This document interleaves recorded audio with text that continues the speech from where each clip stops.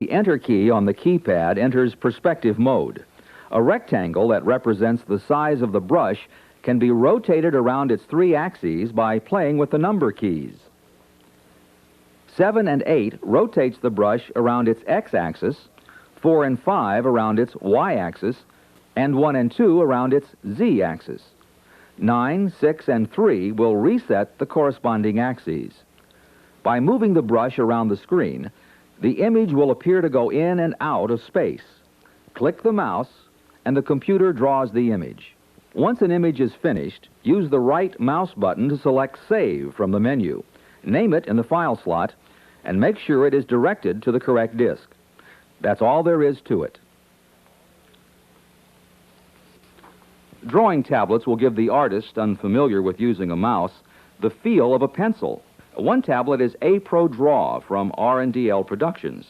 It consists of A-Pro Draw software, a Summa Graphics tablet, and stylus.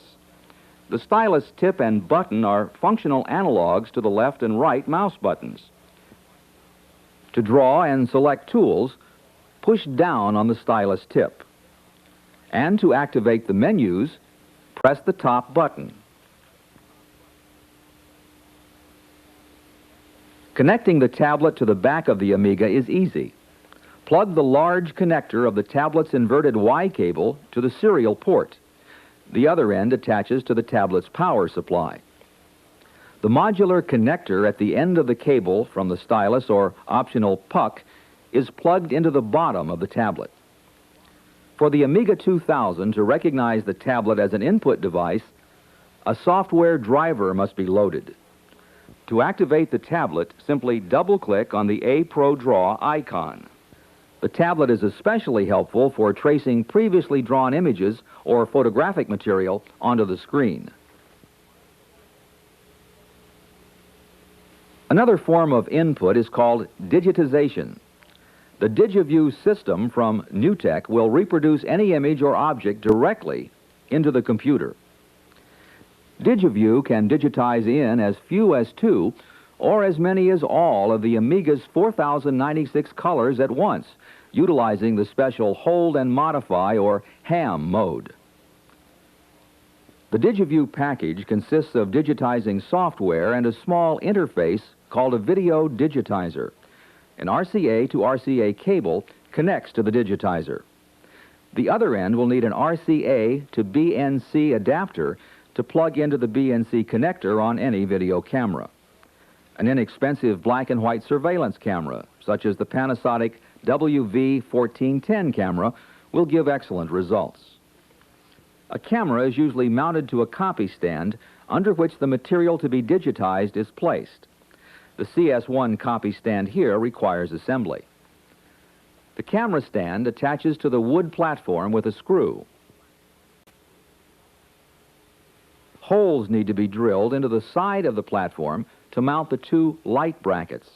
2 GE Miser circ lights provide the most even, strong white light needed to illuminate the copy being digitized. A color filter wheel comes with DigiView so that a black and white camera can digitize in color. There's also an automatic unit called Digidroid. The camera mounts onto the stand with the filter wheel or Digidroid sandwiched between the two. Digidroid is powered by connecting its cable to a mouse port. The DigiView software presents a format screen upon loading similar to the one on Deluxe Paint. The desired resolution is selected, followed by OK. Before digitizing, the camera must be focused. This can be accomplished by temporarily unplugging the camera's RCA cable from the DigiView interface and plugging it into the monitor's composite video input connector and pressing the CV-BS RGB button inside the monitor's front panel. The monitor now shows what the camera sees. After focusing, the RCA cable must be unplugged from the monitor and back into the DigiView, and the CV-BS RGB button reset to the RGB position. Instead of unplugging and redirecting the cable, a composite video switch can be installed. The switch will direct the camera's output to either the DigiView interface or the monitor.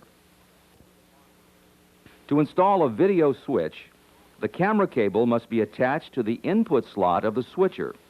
A screw-in coaxial or plug-in BNC adapter may be required, depending on the type of switch box and cable used.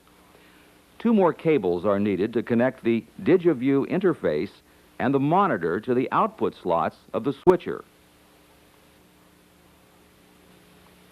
The auto command in the digitize menu can be selected with the right mouse button, and the motor wheel will go through separate red, green, and blue scans automatically.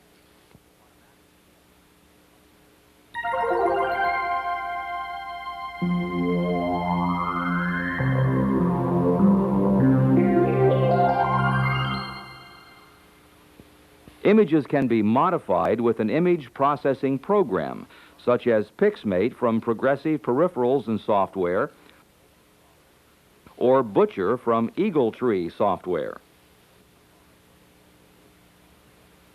Photon Paint from Micro Illusions is another paint program for the Amiga, with tools and key commands similar to those in Deluxe Paint 2. Unlike Deluxe Paint 2, however, Photon Paint allows the use of all 4096 colors at once, utilizing the Amiga's special ham mode. This is especially useful for modifying digitized pictures, which usually contain many subtle shades. Photon Paint also contains some unique brush features, such as wrapping one around a shape and graduated fills that can be customized. With the rectangle tool and blend adjusted with the light intensity centered vertically, pillars, cans, or other cylindrical shapes can be created very quickly.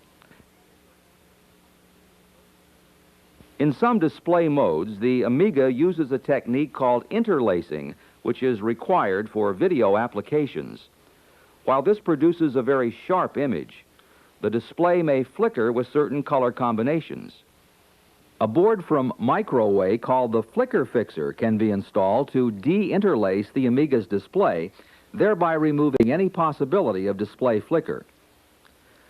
The Flicker Fixer also removes the black space between scan lines in non-interlaced display modes.